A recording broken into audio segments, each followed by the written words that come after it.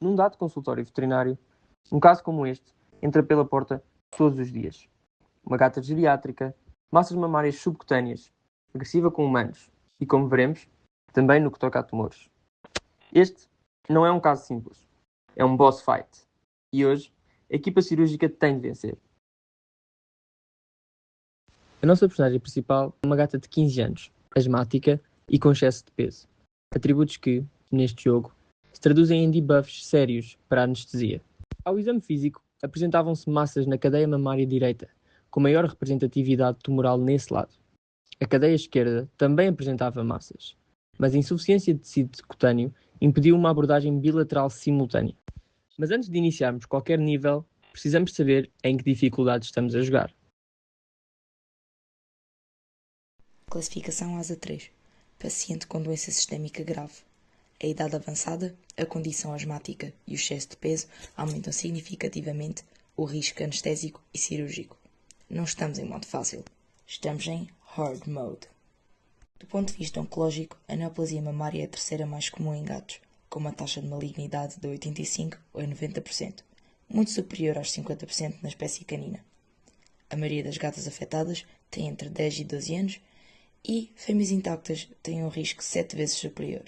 Este é um adversário com estatísticas preocupantes. Bem-vindos ao nível 1. Antes de qualquer batalha, a equipa precisa de preparar o equipamento e definir a estratégia. No pré-operatório, isso traduz-se na avaliação laboratorial, imagiológica e escolha do protocolo anestésico. Fazem-se então um hemograma completo e perfil bioquímico, obrigatórios numa paciente geriátrica. Faz-se também uma radiografia torácica em 3 projeções para excluir metástases pulmonares, sendo que o pulmão é o principal alvo de disseminação nesta doença. Idealmente, uma tomografia computurizada seria a escolha superior para detectar micrometástases, mas nem sempre está disponível em contexto de clínica. Com o estadiamento feito, para escolher o nosso arsenal. O protocolo anestésico começa pela pré-medicação.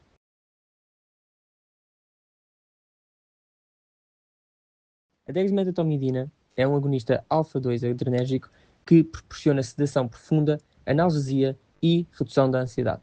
A ketamina é um anestésico dissociativo com propriedades analgésicas e mínima de pressão respiratória, uma vantagem relevante numa paciente asmática. A combinação escolhida, dexmedetomidina, Sedadex, a 0,1 mg por mililitro, ketamina, Ketabel, a 100 mg por mililitro, a afamada Ketodex. Juntas, estas moléculas criam sinergismo. A dexmedetomidina reduz os efeitos cardiovasculares indesejados da ketamina e a ketamina contrabalança a bradicardia típica dos alfa-2 agonistas. A associação oferece analgesia de qualidade por um período útil de 50 a 60 minutos. No entanto, atenção, este item tem debuffs conhecidos: vômitos, hipertermia e risco de bloqueio atrioventricular quando a ketamina e dexmedetomidina são administradas em sequência, num curto intervalo de tempo. A monitorização é obrigatória. Uma nota importante: a dexmedetomidina está contraindicada em animais com patologias cardiovasculares graves. Neste caso, a avaliação prévia excluiu essa contraindicação e, por isso, o item fica desbloqueado.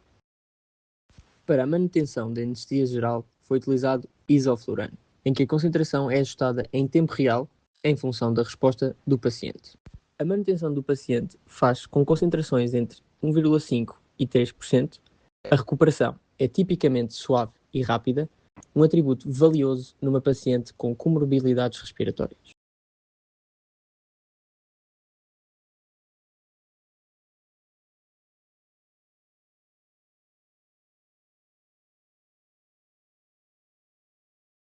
Um anestésico inalatório altamente controlável. O paciente está em decúbito dorsal. A trictomia foi realizada e o campo preparado com clorexidina seguida de álcool etílico em padrão centrífugo. A missão é clara: remoção da cadeia mamária direita, incluindo o linfonodo inguinal ipsilateral. Mas porquê apenas do lado direito, se havia massas em ambas as cadeias? A decisão clínica é fundamentada. A representação tumoral era superior no lado direito, e a insuficiência de tecido cutâneo tornava inviável fechar 2 incisões simultâneas sem criar tensão excessiva ou comprometer a vascularização. A mastectomia unilateral direita foi a abordagem segura e oncologicamente justificada. Primeira tarefa. Com o bisturi, delimitar a área de exerce da cadeia mamária direita, com posterior remoção da mesma e do linfonodo. De seguida, controle hemostático. Dois vasos principais foram ligados, a artéria epigástrica caudal e cranial. Para a caudal, foi utilizado apenas um ponto simples interrompido, de fácil execução e adequado para estruturas mais acessíveis e com menor exposição à tensão. Para a cranial, a escolha foi o ponto em X. Porquê esta diferença? Pela proximidade à parede abdominal, que está sujeita a forças de tensão superiores. O ponto em X é mais resistente à tensão que o ponto simples. É frequentemente usado em extremidades de estruturas amputadas, incluindo vasos, pela sua provada capacidade hemostática. Com a peça cirúrgica removida e a hemostase realizada, é hora de fechar.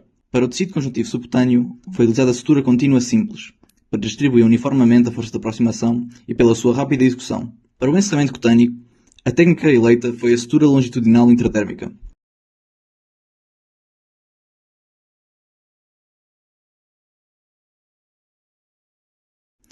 Mas esta sutura foi feita com um detalhe. Algumas das passadas foram feitas pelo tecido muscular, para evitar a formação de cavidades.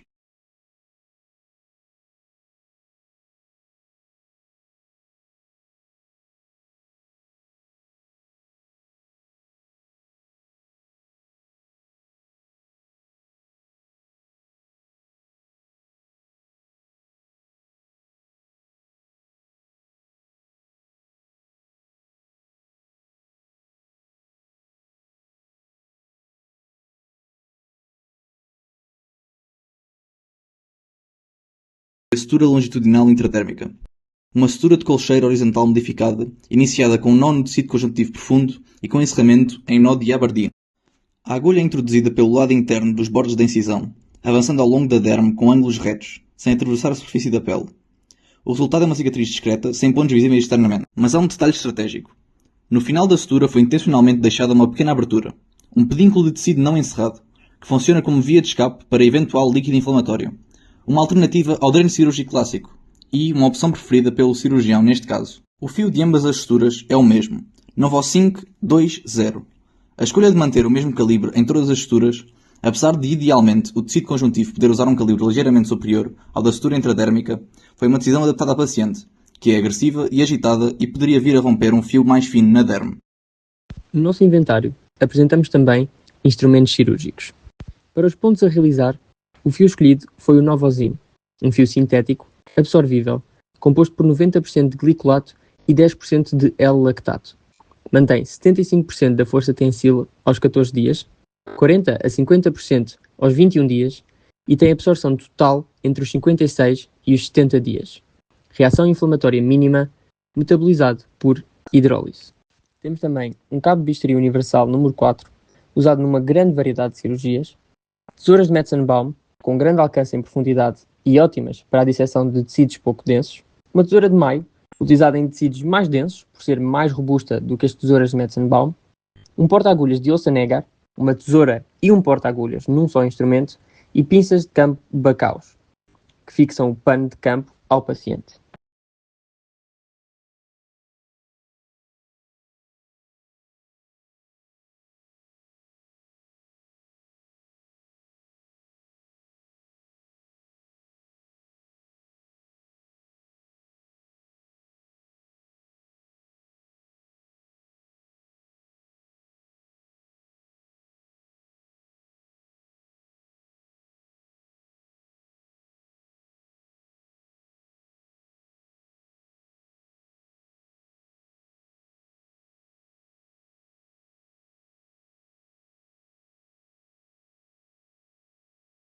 E aqui chegamos ao ponto crítico.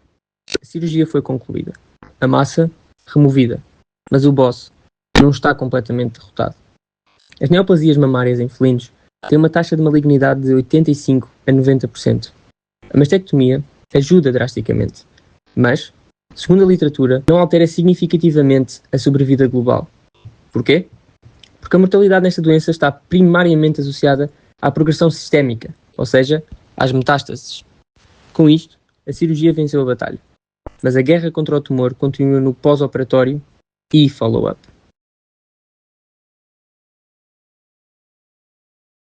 Para o penso pós-operatório, precisamos de uma linha de gás ao longo da incisão, sobre a qual foi colocado algodão, que funciona como uma camada secundária para a absorção de qualquer exudado que escape pelo pedículo criado. A cobertura final foi um adesivo e uma camisa cirúrgica para gatos. 3 camadas com funções distintas: proteção da ferida, absorção e contenção externa. No protocolo pós-operatório é importante incluir os seguintes passos: a monitorização da temperatura, a administração de antibiótico, que neste caso foi escolhida a cefovecina, ou de nome comercial Convenia, que tem atividade antimicrobiana de até 14 dias após uma dose única. Esta escolha foi feita tendo em conta a natureza agressiva da paciente, que dificultaria a manutenção de um regime oral da medicação. A colocação de pence, já anteriormente mencionada. Depois foi-se recomendado uma restrição de atividade por 10 a 14 dias, uma vigilância da ferida e uma revisão clínica programada, para poder ter updates da situação da paciente.